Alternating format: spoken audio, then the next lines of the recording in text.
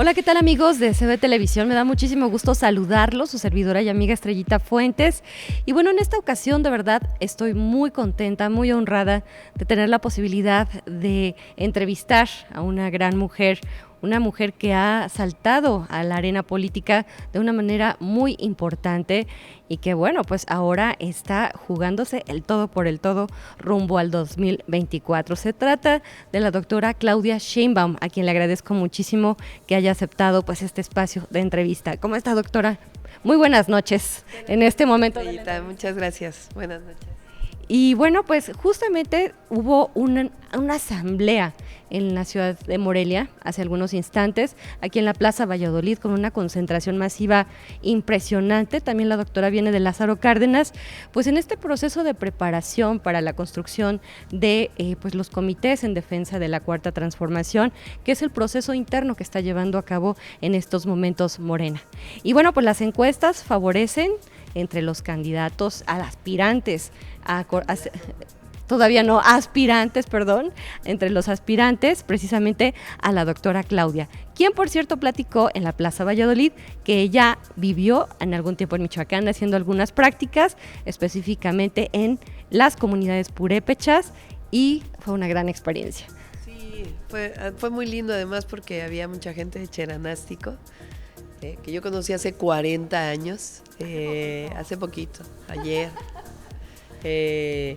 Y cuando estudié física, un maestro de aquí de Michoacán, que daba clases de física, de energía, que después me dediqué muchos años a eso, nos dijo, ¿por qué no vamos a una comunidad rural a desarrollar algunas tecnologías? Y entonces vinimos a algunas prácticas de campo y después nos quedamos aquí como 3 años trabajando. Sí, muy bonito. Y como digo, yo según esto vine a enseñar, pero en realidad pues yo fui la que salí aprendiendo de las comunidades. Era justo lo que le iba a preguntar, doctora. La cosmovisión que tienen los pueblos indígenas, los pueblos originarios, sobre todo aquí en la meseta purépecha, aunque tenemos más pueblos, es muy peculiar. ¿Qué es lo que se llevó usted de vivencia personal?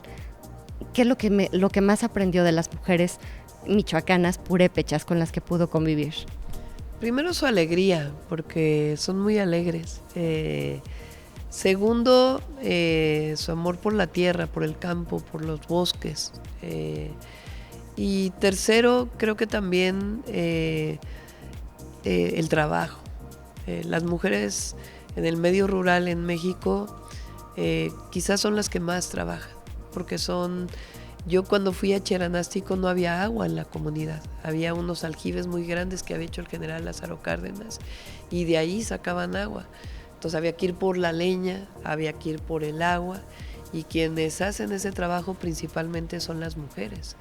Entonces cuando hicimos estufas de leña en aquel entonces, pues la idea también es que las mujeres tuvieran un poco más de tiempo libre, además de mejor salud, pero yo no sé, me llena de muchos recuerdos maravillosos toda aquella época, y verlas ahora, pues vi a una chica que ahora tiene, pues la conocí de 2 años, y a hijos de un maestro en donde yo me quedaba a dormir, que lamentablemente ya falleció, pero sus hijos están trabajando para el rescate de la lengua purépecha.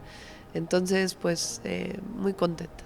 Entonces, tiene raíces, usted podríamos decir, sí, aquí en Michoacán. Raíces en Michoacán, sí. Y bueno, doctora, me gustaría preguntarle, usted estudió física hace algunos años. Me imagino que en una época donde pues no era muy común que las mujeres estudiaran menos física, y usted lo mencionó ahorita en su discurso, antes se decía que las matemáticas no eran para las chicas. Sí, exactamente. Yo cuando estudié física, pues de un grupo como de 40, éramos como 5 mujeres. Después cuando fui a la maestría y doctorado en ingeniería en energía, también éramos muy pocas mujeres. Del grupo del posgrado éramos como 15 o 20 y éramos 3 mujeres también, nada más.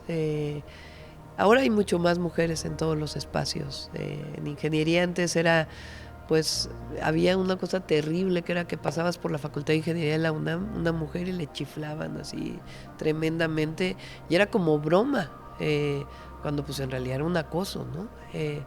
Eso se normalizaba exactamente. Pero afortunadamente las cosas están cambiando y en poco tiempo, además ahora, desde que el presidente llegó, pues el hecho de que la mitad del gabinete sean mujeres y la mitad hombres. Ayer fui a Guerrero y me platicaban que el anterior gobernador de Guerrero tenía 20 secretarías, de las cuales solo había una mujer, que era la Secretaría de las Mujeres. Y ahora... Pues, y eso porque era de la mujer. Y eso porque era de la mujer. Entonces, ahora el que el presidente tenga la mitad del gabinete hombres y mujeres, pues ha hecho que todos los gobernadores tengan la mitad. Y eso ha hecho que se normalice la participación de la mujer en muchos espacios. Y eso es muy bueno. Ahora, de la parte de su biografía, la parte de su semblanza, usted hace poco publicó un video donde daba a conocer pues, la intimidad de su hogar, que la verdad me encantó ese video que usted hizo. Y también tiene mucha sensibilidad para el arte. Entiendo que toca la guitarra también.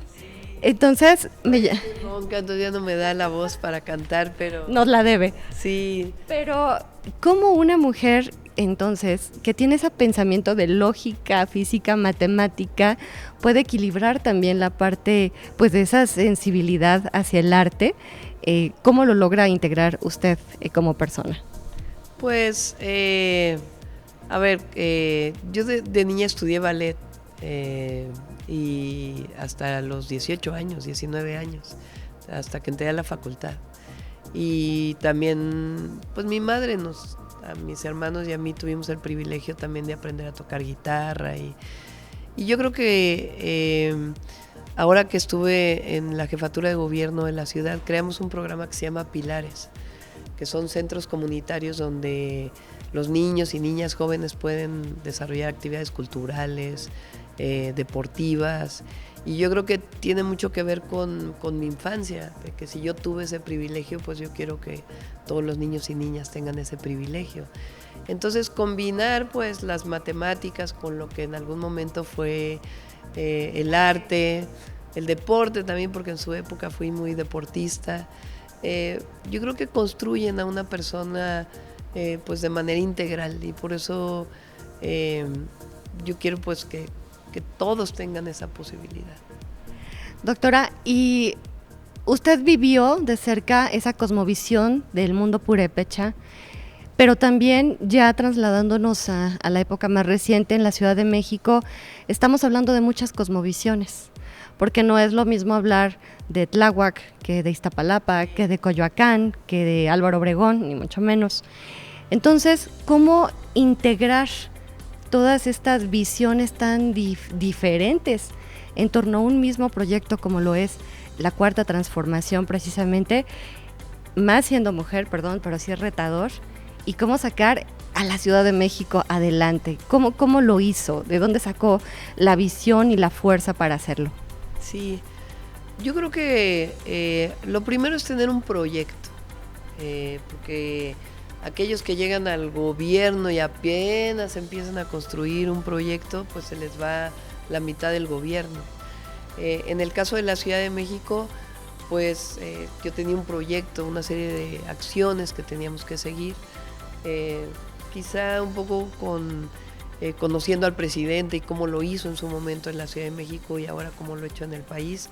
La idea es tener un proyecto y llegar y no detenerte, porque en el gobierno, la cotidianidad del gobierno te puede subsumir, la burocracia del gobierno te puede también absorber, pero cuando sabes a dónde vas, integras. Sobre todo, para mí lo más importante es que cuando uno tiene la convicción de la igualdad, de disminuir las grandes desigualdades que lamentablemente todo el periodo neoliberal generaron en nuestro país, y cuando hay pobreza, yo estoy convencida que la manera de disminuir desigualdades y de generar mejores condiciones de vida y bienestar es construyendo derechos o acceso a los derechos, el acceso a la educación, el acceso a la salud pública, el acceso a un salario digno, y en la ciudad en particular con obras públicas que te permitan disminuir esas desigualdades.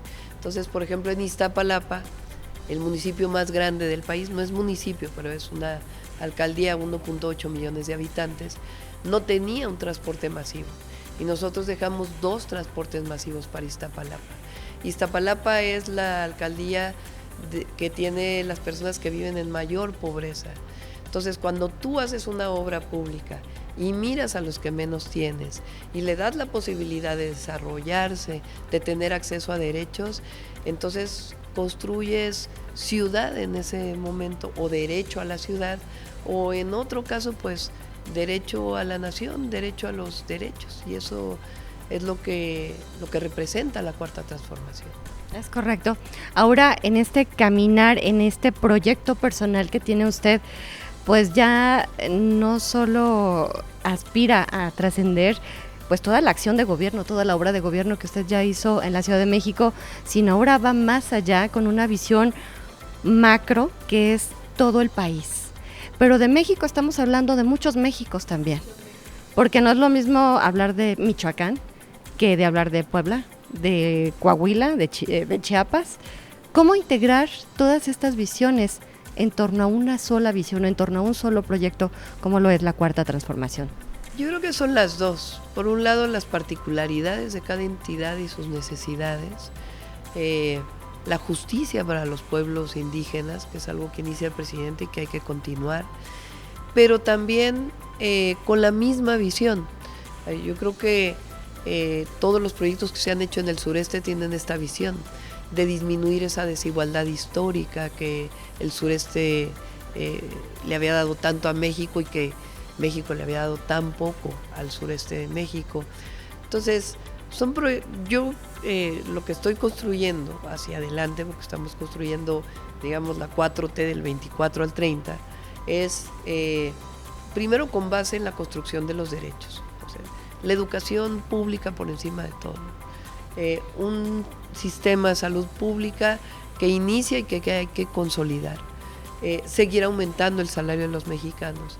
Y una serie de obras de infraestructura que permitan también que el país salga adelante frente también a las nuevas inversiones que van a llegar, pero que no las inversiones se sigan midiendo en el Producto Interno Bruto, en la inversión extranjera directa, sino realmente que generen bienestar. Hoy lo vi en Lázaro Cárdenas, platicaba con la presidenta municipal que pidió licencia para ayudarnos, y platicaba con ella cómo Lázaro Cárdenas, un puerto tan importante para el país, la ciudad creció desordenada, sin servicios públicos, porque nunca nadie pensó en la ciudad y en los trabajadores y trabajadoras que iban a trabajar en el puerto o en la refinería o en las petroquímicas o en Fertinal, que ahí se desarrolló. Entonces realmente lo que hay que pensar es esos servicios públicos que requiere el país, cómo desarrollarlos para finalmente generar bienestar, que es lo que todos los mexicanos y mexicanas queremos. Y por último, doctora, agradeciéndole mucho su tiempo, de verdad. Hoy ocurrió un hecho muy lamentable en Michoacán, que fue la muerte de Hipólito Mora, y pues ello nos obliga también a repensar qué es lo que está ocurriendo en materia de seguridad. De llegar a usted a, digamos, si lo favorece el voto en el 2024, ¿repensaría usted la estrategia de seguridad, pues no solo para Michoacán, sino para México? ¿Qué es lo que tiene en mente? Pues un poco la experiencia que tengo en la ciudad. Nosotros hicimos una estrategia que tiene que ver con seguir atendiendo las causas, porque mientras no haya justicia y no haya opciones para los jóvenes, van a seguir vinculándose con los grupos delictivos. Y también el fortalecimiento de los cuerpos de seguridad, en este caso la consolidación de la guardia, las policías estatales. Habría que pensar qué vamos a hacer con las policías municipales también. Pero también mucha relación entre las instituciones de procuración de justicia.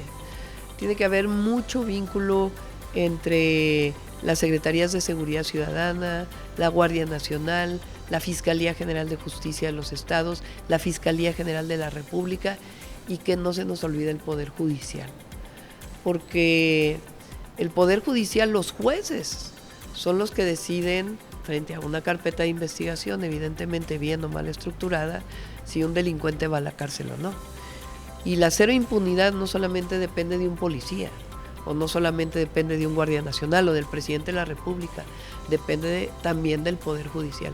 Y el Poder Judicial tiene que ser reformado, porque lo que hemos vivido, en donde hay amparos y amparos y amparos a delincuentes de cuello blanco o otro tipo de delincuentes, pues también es responsabilidad de un Poder Judicial que no está asumiendo que ellos también tienen que construir la paz y la seguridad.